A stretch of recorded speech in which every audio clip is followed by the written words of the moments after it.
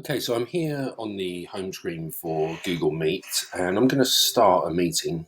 And I'm going to record myself for the purposes of online instruction without actually going live. So I'm just going to call this asynchronous test, and that's going to create a meet for me.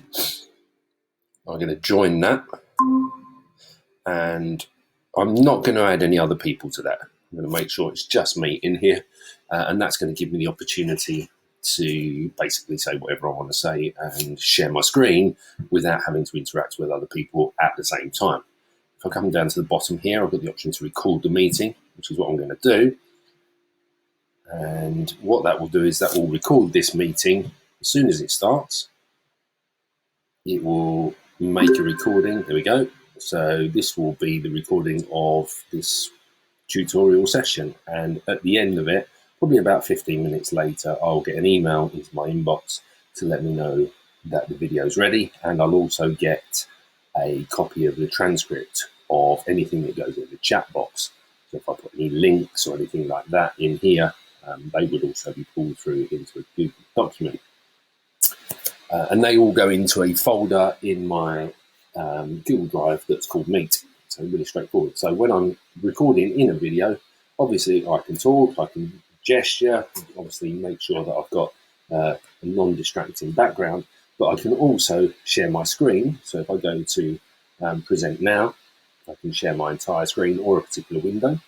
So I'm going to go to share a window, and I'm going to choose that window there.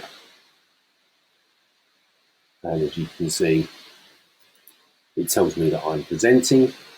If I click on me in the presentation, you can see that's actually not a particularly good example. I'm going to stop presenting.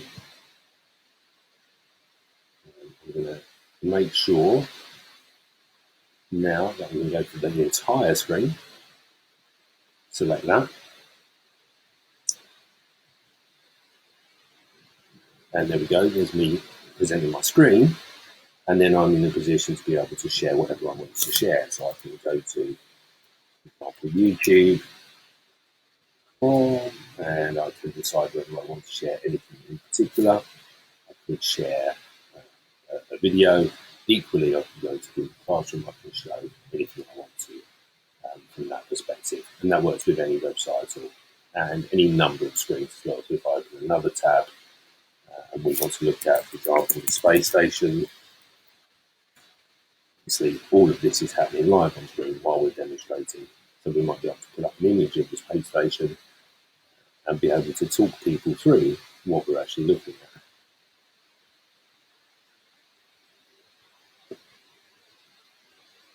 And it's particularly good if you're going through a virtual tour or things like that, through something like Google Arts and Culture. Okay, so I'm going to stop sharing. And you can see down the bottom here, which shows that I'm not presenting anymore. I can also turn on closed captions, which will give live subtitles for anything I'm saying. So particularly useful for anyone who's has particular difficulty with the hearing. But also if you've got students watching the video, but they're in a busy place where they haven't got quiet and therefore may not be able to hear particularly well. And it's not perfect, but it's pretty effective. And then I'm just going to end the call there and return to my home screen. And within about 15 minutes or so, that will drop in to my inbox with an email telling me A, the video is ready, and B, here's a transcript of anything that we wrote.